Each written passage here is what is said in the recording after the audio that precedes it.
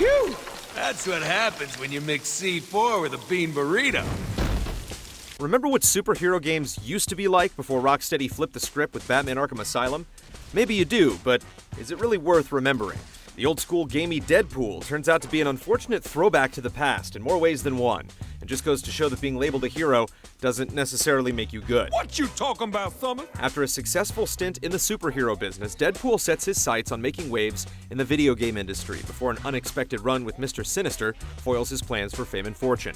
As you might expect, antics ensue as the Merc with the mouth sets out for payback, dragging the player through a self-aware journey punctuated by big explosions and improvised revenge schemes penned by series writer Daniel Way. Rogue, there's no time to explain.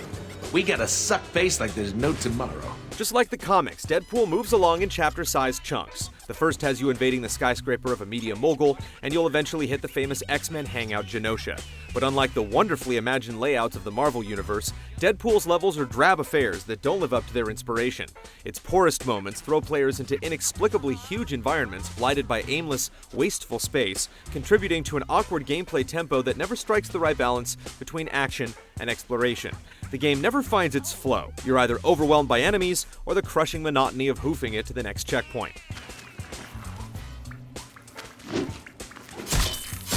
It's almost surprising how generic it all feels. Deadpool's lackluster level layouts go hand in hand with dissonant creative direction that constantly seems at odds with itself. At times, it's almost as if the game was put together with discarded art assets from another game.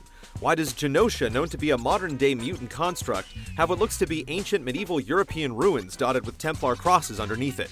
Why do some of the visuals seem like they were lifted from a PlayStation 2 game?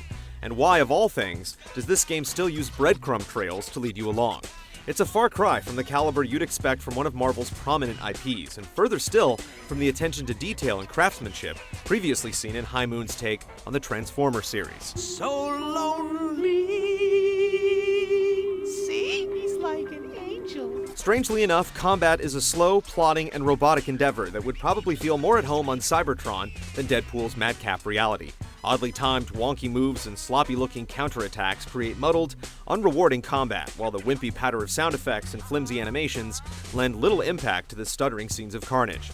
Spending points to unlock a greater spread of weapons, guns, and gadgets adds to the variety, but does nothing to increase the depth.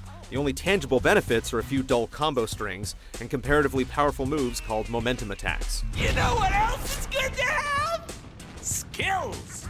The game's weird interbreeding of shooting and melee doesn't jibe at all.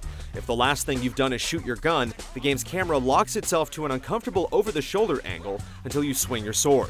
This forced dynamic makes trying to deal with flying enemies in the middle of a melee incredibly annoying, and no potty-mouthed one-liner can gloss over the resulting awkwardness. I think this gun's broken. Perhaps more aggravating still are the horribly designed enemy encounters. Fights quickly become tiresome because of the lack of strategy required to prevail.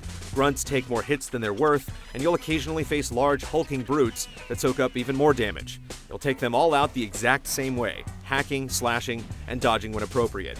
Even the boss baddies can be defeated in a comically simple fashion.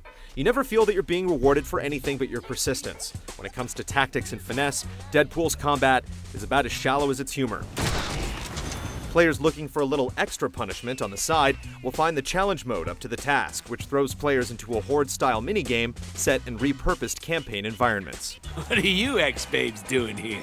We'd probably know if we'd read the original script. The game almost feels like a flailing stand-up act, determined to use every gag in the book in hopes that something will stick, from rudimentary platforming and stealth segments to a goofball turret section that hits rock bottom in terms of creativity and enjoyment. But there are also rare flashes of brilliance when the game really utilizes the character to defy convention and bend the rules for the sake of entertainment. The game's best moments are created when Deadpool's self-referential fourth-wall busting antics are in full effect, leading to some chuckle-worthy gags or gimmicky levels that riff on classic video game tropes. Nolan North's vocal performance is also worth mentioning, often selling the character even when the script falls short. Nolan! Hey, what's up, buddy? We're making a game about me. Gotta have you do the VO, man. For all of its attempts to create a humorous and unconventional comic book game, Deadpool is defined more by its pratfalls than its successes, a fundamentally flawed experience that can't begin to keep up with its bombastic superhero lead. Comic fans looking for a mindless romp may find Wade Wilson's misadventures up to the task, but players seeking some actual substance should look for another mercenary to hire. Why is this happening?